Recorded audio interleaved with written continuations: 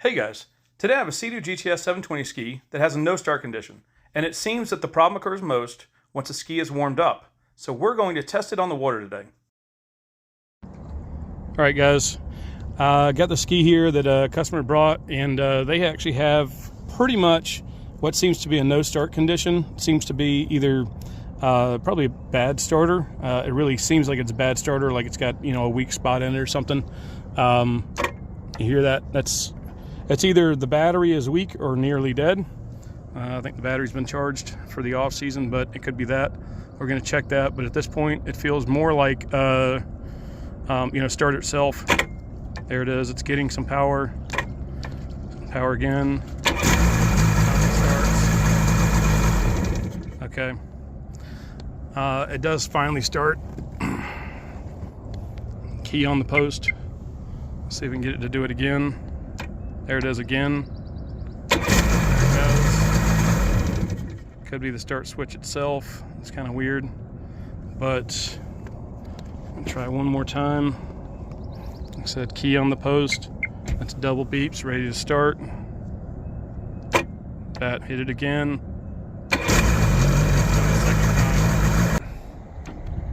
Okay. That's the sound of the starter not engaging. Up so it's easier to hear it because it's almost obvious. It's just clicking. Hear that? You get down, kind of get down like right here, so you can kind of hear it. It's the sound of the starter engaging, trying to engage. It almost sounds like it's actually a bad starter. Let's see if we can get it to do it again. It's kind of sporadic. Yeah, right there, doing it again. Here it is again. So it's getting power from the start switch, likely. It's probably getting power to the starter solenoid, unless it's not getting enough power.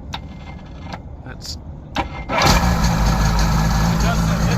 right there, do you hear that?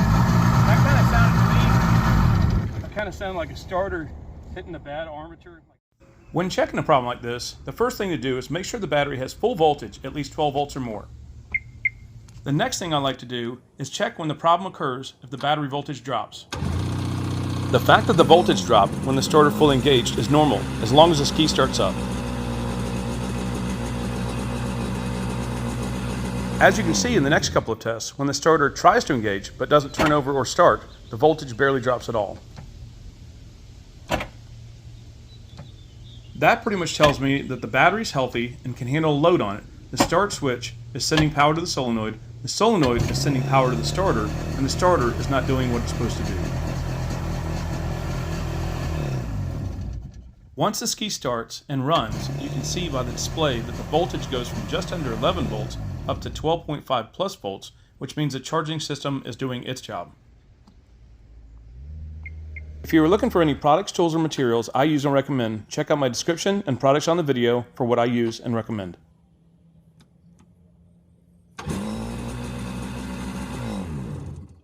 I pulled the starter out so I could bench test it, and this is a test showing the old OEM starter and the high torque SBT starter being tested together.